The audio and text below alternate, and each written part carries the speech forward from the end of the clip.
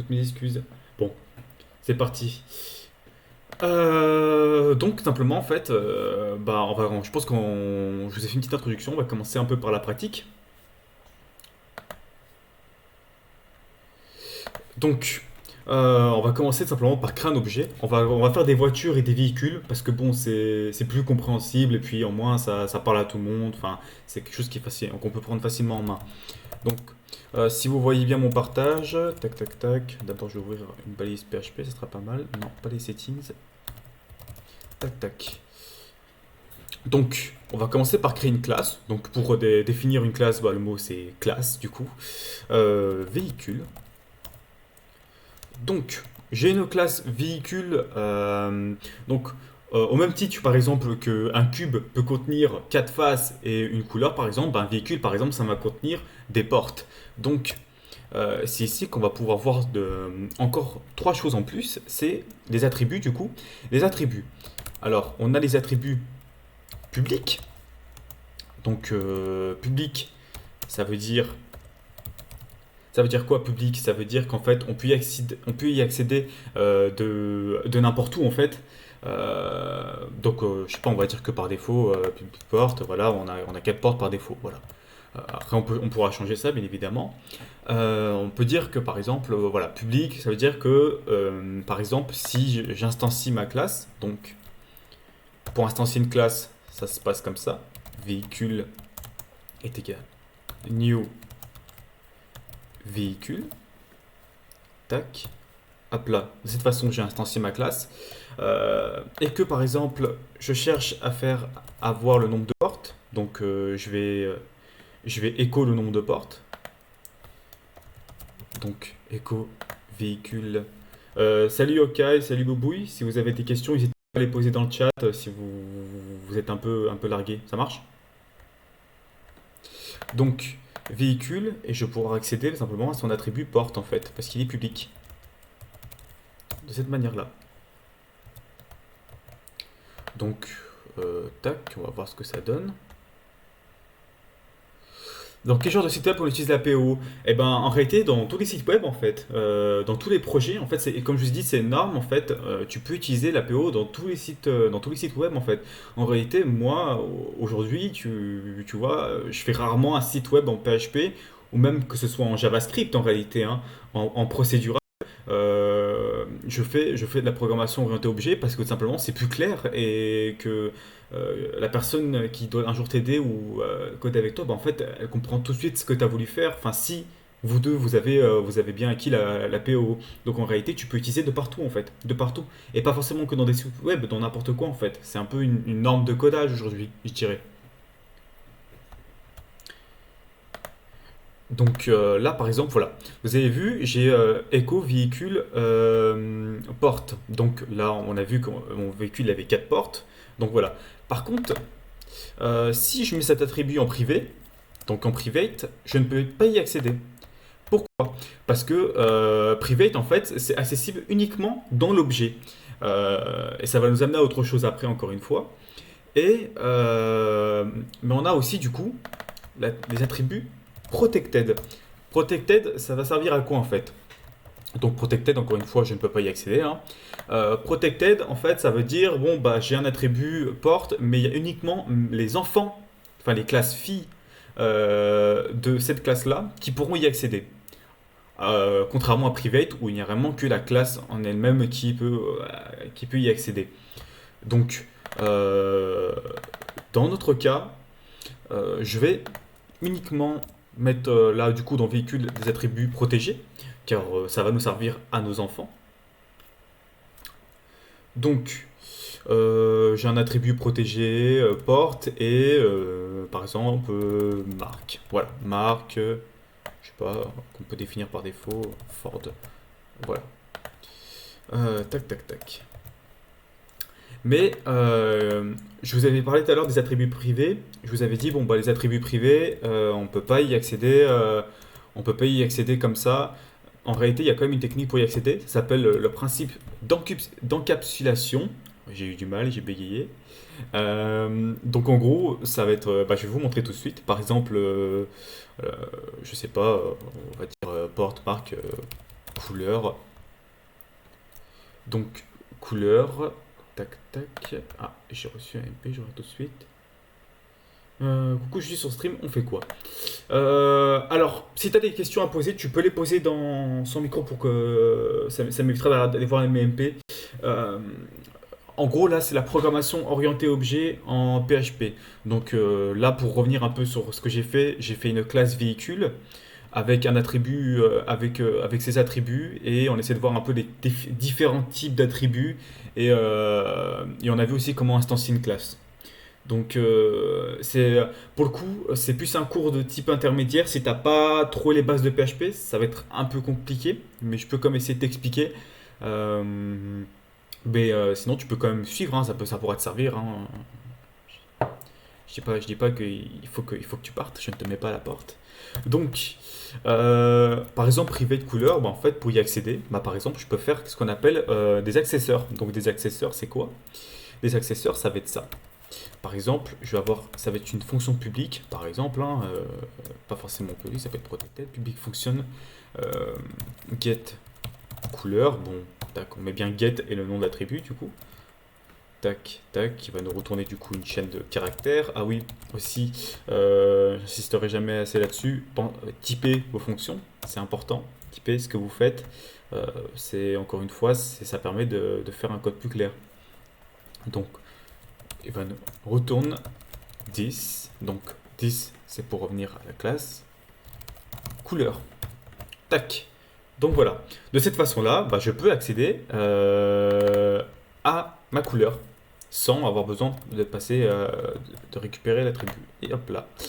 Il m'a dit quoi? Mais si c'est nul, retourne aide. D'accord, génial. Oui, d'accord. Tac. Oui. Red, parce que je ne l'avais pas défini. Hop là. Voilà. Tac. Donc, jusqu'à là, est-ce que tout est clair? Ou les questions?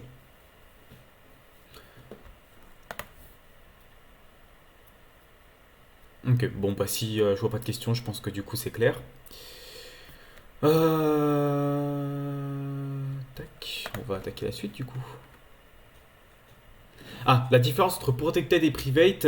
En fait, private, tu ne peux y accéder que dans la classe. Alors que protected, les enfants de la classe, c'est-à-dire, bah, je vais te montrer tout de suite en réalité. Tac, classe voiture. Tac. Et là, le mot pour hériter, extend véhicule. Voilà. Donc, public function. Tac, je vais te montrer la différence avec un exemple en pratique. Juste inspecteur gadget, est-ce que tu peux. Je vais pas regarder les MP parce que du coup, si je dois switcher entre les MP et les sans micro, ça va être un peu compliqué. Si tu peux juste mettre dans sans micro, il y a le channel sans micro. Si tu l'as pas, essaie de quitter et reviens dans le cours. Par exemple, je vais l'appeler tac tac. Public function getMark. Je sais pas, voilà, getMark. Hein. Tac. Et ben en fait, cet attribut protégé, je peux y accéder directement dans la classe enfant en fait. Voilà, de cette manière-là. Alors que là, par exemple, si je fais new voiture et que je fais get marque, tu vois, ça va marcher. Il va m'afficher Ford, tu vois. En revanche, si j'essaye de prendre du coup la couleur, voilà, la couleur, voilà, directement, il va me dire, ouais, mais non, parce qu'en fait, couleur, bon, en fait, il va me dire, il va mettre une erreur parce que couleur est privée. Donc voilà. Ok, c'est bon? Parfait. Donc, tac. Donc là, à travers ça, on a vu un peu l'héritage. Donc, l'héritage, ça va être pratique en fait quand tu es une fonction, enfin, quand une classe hérite d'une autre, elle hérite de toutes ses méthodes et de ses attributs protégés et publics. Euh, et enfin, tout ce qui est privé, bien évidemment, elle n'en hérite pas parce qu'elle ne peut pas y accéder. Euh, donc, maintenant, on va faire quelque chose. On va voir ce que c'est un constructeur. Donc, un constructeur. Donc en fait, ça va être pour résumer, c'est une fonction magique qu'on appelle en PHP. Donc fonction magique, c'est-à-dire que public function, tac, tac, tac, voilà. C'est-à-dire qu'on a ça en fait, les fonctions magiques commencent par ça. Donc on a une fonction magique, en fait, elle va nous permettre de créer des objets. Alors en gros, public fonction est à lui-même et new fonction est public. Alors pour expliquer public en fait, en gros, public, ça veut dire que tu peux y accéder de n'importe où. Il suffit juste d'instancier la classe et tu pourras y accéder. Protected, c'est un peu plus compliqué. Il faut une classe qui hérite de notre classe pour qu'elle puisse accéder aux attributs protégés. Et private, il n'y a que la classe en elle-même qui peut y accéder, mais tu ne peux pas y accéder d'un autre endroit. Voilà. Est-ce que ça paraît un peu plus clair?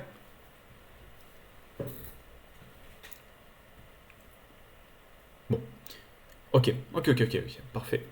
Alors, du coup, en fait, les constructeurs, en fait, ça va être des fonctions magiques qui vont nous permettre de créer des objets. Alors, pourquoi ça va être utile? Parce que tout simplement, par exemple, imaginons que j'ai une classe, voilà, j'ai un réparateur qui répare des véhicules. Donc voilà. Donc voilà, j'ai mon réparateur, mais j'ai tac tac. Et pourquoi j'ai écrit ça comme une fonction? Réparateur, et dedans, il y a une fonction publique fonctionne répare. Voilà, tac.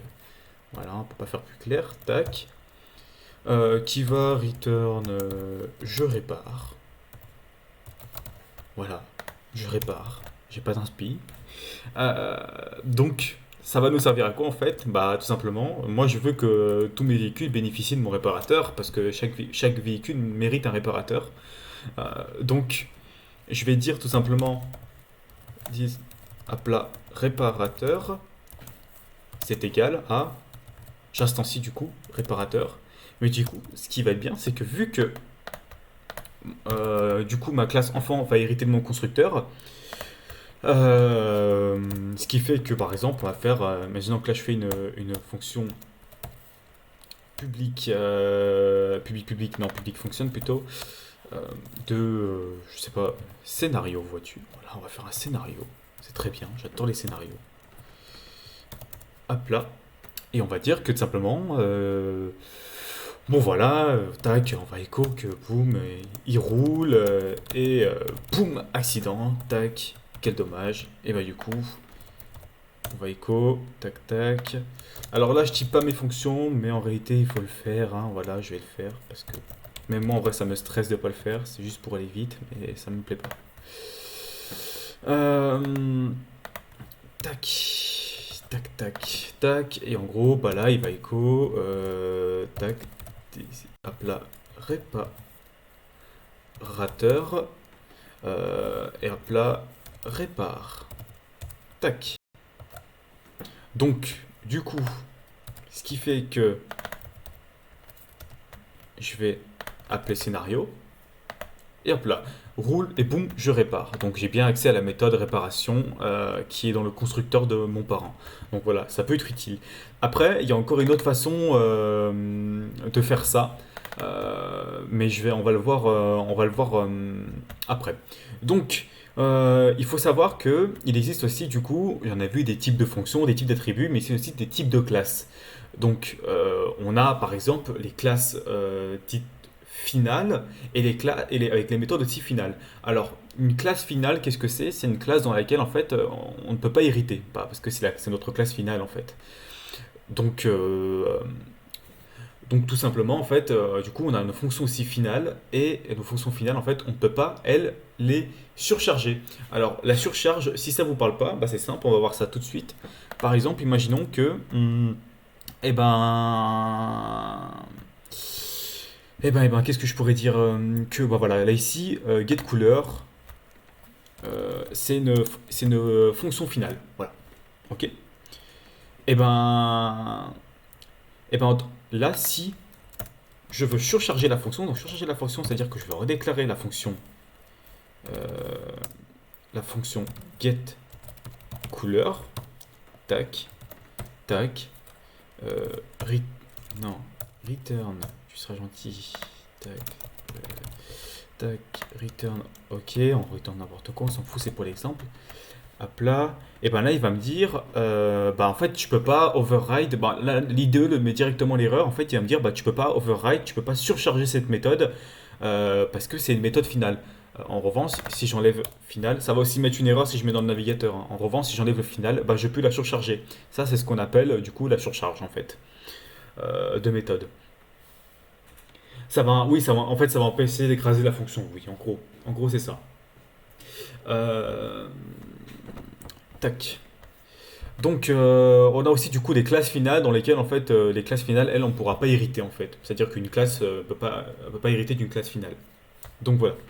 Je vais enlever cette petite surcharge parce que du coup c'est pas utile. Hop là.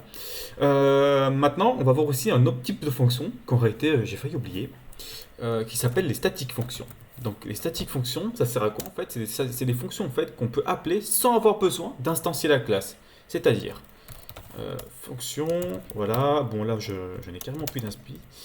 On va dire que ça retourne, je sais pas, un int, je sais pas, n'importe quoi, on s'en fout, return 1, voilà, très bien. Tac, donc statique fonction. Alors pour prouver que je ne suis pas un menteur, vous allez voir que je n'ai pas besoin d'instancier la classe. Et j'ai juste besoin de faire ça pour pouvoir appeler la fonction statique voiture. Et du coup, je l'avais appelé comment? Ok. Non, du coup, on va faire un écho de ça. Tac. Voilà. Et vous allez voir, bim, ça va afficher 1. J'ai pas eu besoin d'instancier la classe car c'est une fonction statique. Donc voilà, on peut l'appeler sans avoir besoin de faire un new. Voilà, voilà. Ça veut pas dire que vous devez faire que des fonctions statiques, je précise. Donc, tac, tac. Maintenant, on va voir aussi un peu autre chose. Tout à l'heure, j'avais parlé, j'avais parlé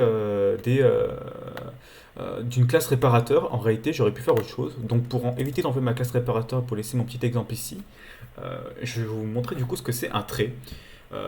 Du coup, un trait, en fait, pour revenir pour un trait, c'est ça. Bon, je vais vous montrer déjà comment ça s'écrit. Trait, je sais pas, on va l'appeler trait action. Ça va être des actions que peut effectuer un véhicule. Je sais pas, un véhicule, tac, tac, action. Euh, Pourquoi je déclare ça comme une fonction? C'est un peu lourd. Tac, fonction. Donc, je vais dire, bah, trait, action. Bah, dedans, public, fonction. Qu'est-ce que je pourrais mettre? Drift, voilà, drift, un drift. Qui retourne drift. Oui, je sais, je suis pas inspiré, mais c'est mon cours, je fais ce que je veux, ok? Donc, tac, euh, tac, ok. Donc là, j'ai un trait action. Trait action, bah, drift. En fait, les traits vont être utiles. Pourquoi? Parce que tout simplement, en fait, vous avez remarqué que, enfin non, vous avez peut-être pas remarqué, mais en PHP, je peux hériter que d'une classe. Et une classe, bah, c'est. Bah, du coup, ce qui fait que si j'ai besoin euh,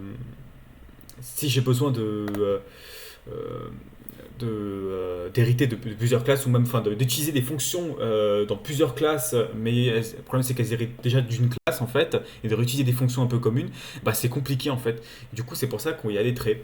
Et les traits, ça va être utile parce que bah, je vais pouvoir du coup les utiliser comme ça. Donc utiliser, quand j'ai utilisé, c'est vraiment utiliser parce que le mot pour les utiliser c'est use, donc trait. Donc use action.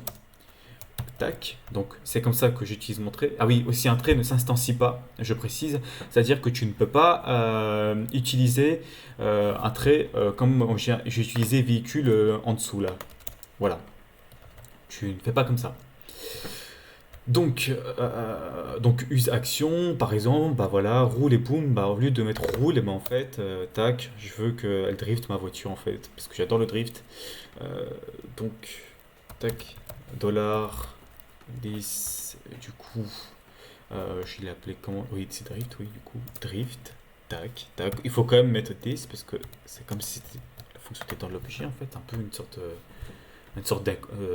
en gros, c'est un peu comme s'il prenait les fonctions qu'il les mettait du coup dans ma classe voiture. 10, c'est pour se référer en fait à la classe. Donc en fait, 10, bah, c'est notre classe voiture en fait. Donc par exemple, quand tu dis 10, donc notre classe, enfin, pour monter là, par exemple, si tu dis 10 et du coup marque, bah, tu dis, bah, je veux la marque de ma classe. C'est ça, 10.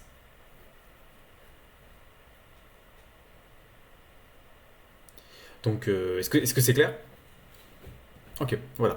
En gros, 10, tu te réfères à véhicule, par exemple, si tu es dans classe dans véhicule. Et là, du coup, vu que voiture hérite de véhicule, si tu vis 10, tu te réfères du coup à voiture et à véhicule. Donc là, bim, du coup, ça fait que j'ai drift et boom et je répare. Vous voyez, donc je peux utiliser les fonctions de montrer. Mais imaginons, là maintenant, le but, ça va être de faire rouler ma voiture. Donc là, ça va nous amener du coup à... imaginons que bah, en fait une voiture, bah, elle peut rouler de plusieurs façons. En réalité, je sais pas, moi, j'ai envie de rouler sur le guidon et mon collègue, lui, il a envie d'avoir une voiture qui roule sur le pot d'échappement, tu vois. Euh, Tu vois, quelque chose de totalement normal en fait. Et ben, et ben tout simplement, bah, c'est deux choses différentes. Donc en fait, ça peut être deux méthodes qui porteront le même nom, mais qui, qui vont être tout simplement utilisées de façon différente. Donc c'est pour ça que nous avons les interfaces. Je vais créer un autre fichier parce que ça commence un peu à être un peu pas propre. Donc on va appeler ça, on va l'appeler comportement. Allez, comportement.php. Tac, hop là. Donc comportement.php. Oui, justement, ok, justement, oui. Dis-moi tout. Bah, en fait, il y a plusieurs manières. Tu peux utiliser ce qu'on appelle un autoloader. Include, oui, tu peux faire include de façon bête et méchante comme ça quand t'as pas de autoloader. Un autoloader, c'est quelque chose qui va se référer en fait par rapport au namespace. Namespace, on va dire que c'est un peu un nom de fichier virtuel que tu donnes, par exemple, à un fichier pour que tu puisses le trouver avec un autoloader. Par exemple, je sais pas, je vais un autoloader, je vais avoir un espace virtuel qui s'appelle class, et ben du coup, l'autoloader va savoir que tout ce qui a comme namespace class, et ben du coup, c'est là-dedans. Enfin, je sais pas si c'est vraiment bien expliqué, mais sinon, de façon bête et méchante, oui, tu fais include, comme je viens de faire là. Mais on verra de toute façon dans le prochain cours qu'on va essayer d'appréhender une structure plus propre, donc qui sera le modèle view controller. Euh, on verra comment tout ça marche. Mais pour l'instant, on va faire include. Le but, c'est juste de comprendre comment marchent certaines choses. Voilà, donc include. Donc comportement. Donc dans lequel je faisais include mes classes plus instance de la DB.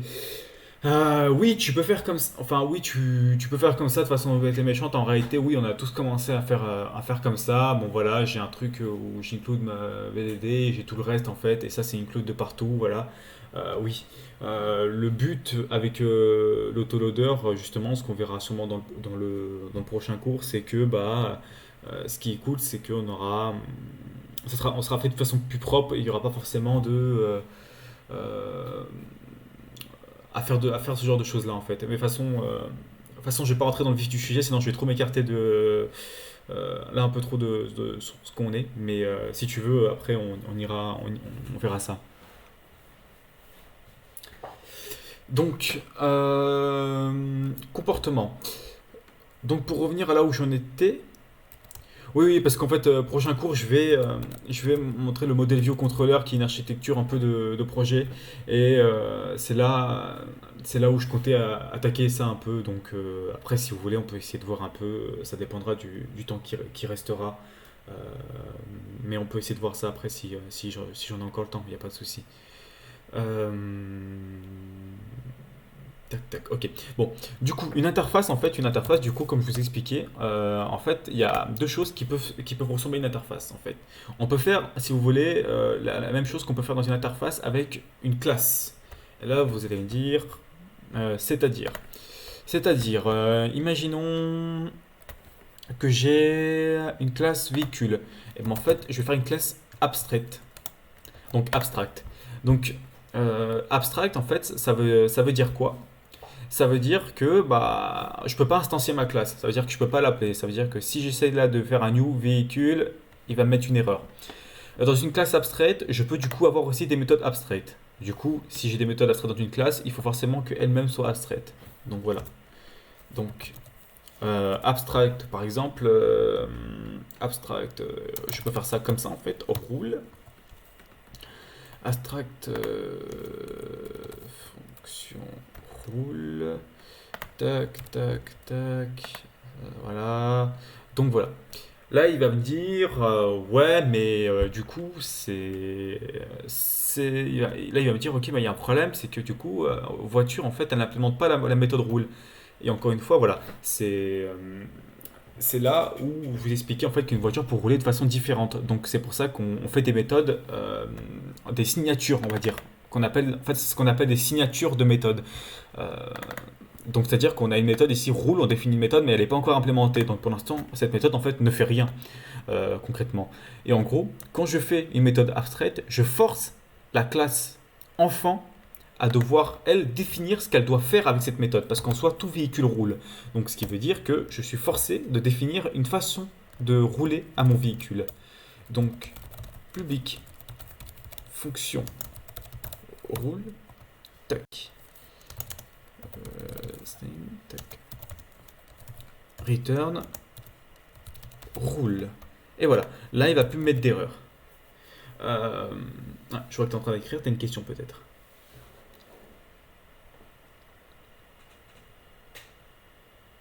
C'est utile quand tu bosses avec d'autres devs, mais aussi pour toi en réalité, pour que tu aies un code lisible, pour que tu aies un code propre, une architecture que tu pourras réutiliser. Euh, on va dire que tu te mets un peu dans une routine en fait, si tu veux.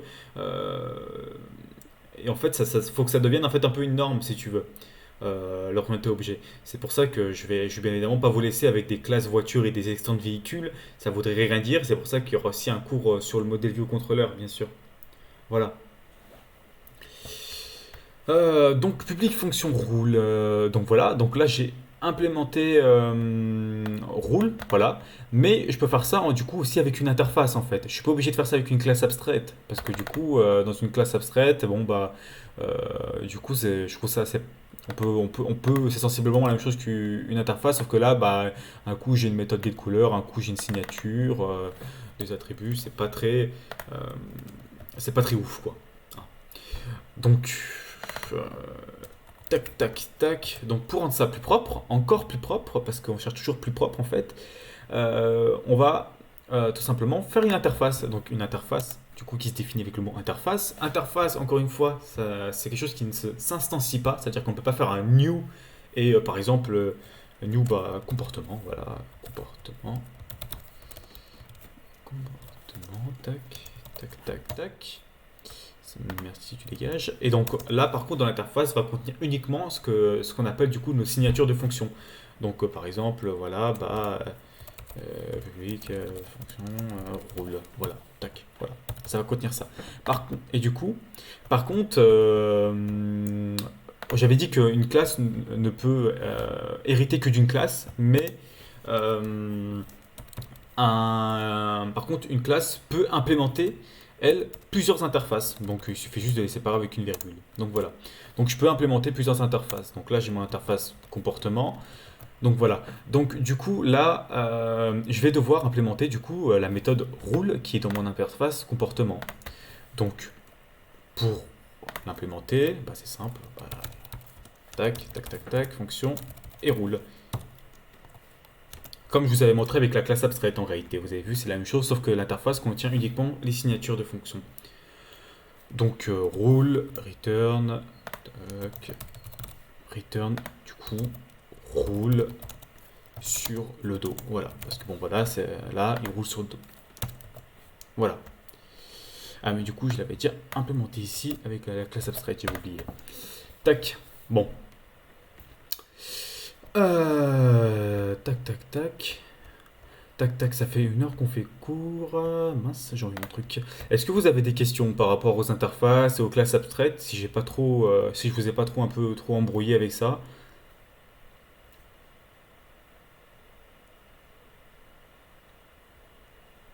Bon, si je vois pas de questions, c'est que ça doit être bon. Donc, cool, cool. Oui, oui, on avait vu les classes finales. Tac, tac, tac. Bah écoutez, ça fait Ça fait 1 heure, donc si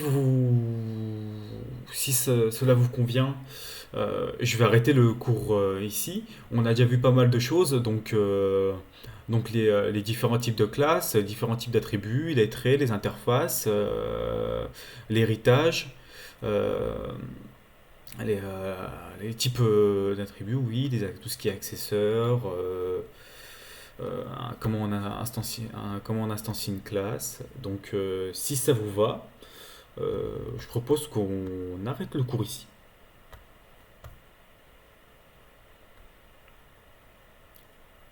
Tac.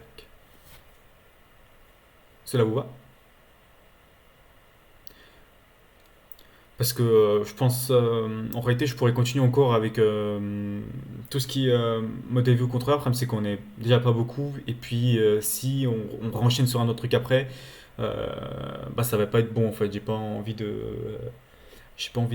ça s'en mêle. Enfin, je sais parce que moi, personnellement, ça me fait ça. Donc voilà. Des cours sur le site. Oui, j'ai posté des cours écrits.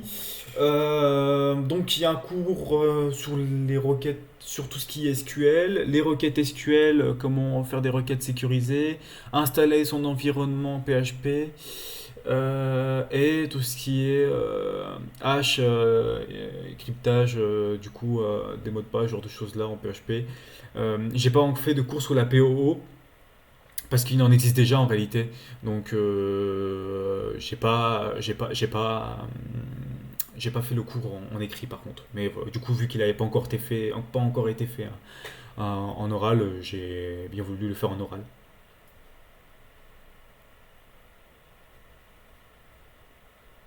Bon, voilà voilà. Bah écoutez, je vous remercie de votre attention. J'espère que ça vous a plu, que ça a été assez clair. Si vous avez peut-être des axes d'amélioration à dire pour les prochains cours, que je pourrais peut-être dans ma façon de parler, si je vais trop vite, trop lentement. Eh ben écoute, Inspecteur Gadget, il n'y a pas de souci, n'empêche que bon, tu pourras peut-être t'en souvenir, peut-être que ça va avoir des flashbacks, te dire ah oui, c'est vrai, une interface. Non mais oui, après il n'y a pas de souci. Si tu en as encore au niveau débutant, tu écoutes, bah, c'est cool quand même d'avoir essayé de suivre. Euh, c'est cool, ça prouve que tu as envie d'apprendre. Et puis de toute façon, dans tous les cas, t'inquiète, hein, tu peux essayer de t'entraîner, t'améliorer certaines choses et tu y viendras assez vite, à mon avis, à la programmation orientée objet. Euh, T'en fais pas pour ça. Après, voilà, il y aura sûrement peut-être une rediff de cours. Donc voilà. Ouais, mais il n'y a pas de souci, t'inquiète. Bon, bah, je vous souhaite une bonne journée et bon courage pour la suite. J'ai une question. Est-ce que tu veux que je mette le cours sur GitHub ou sur quelque chose pour que tu puisses le récupérer ou que je t'envoie le code peut-être? Si tu veux l'étudier de ton côté. Ou ça ira, hein.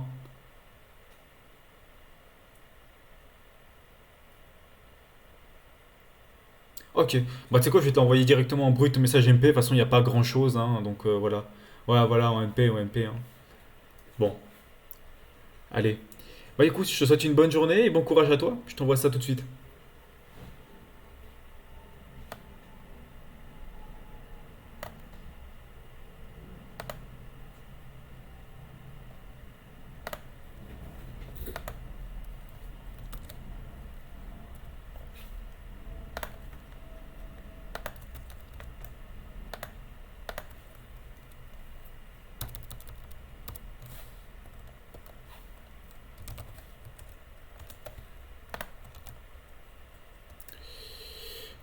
Tac. Ah oui.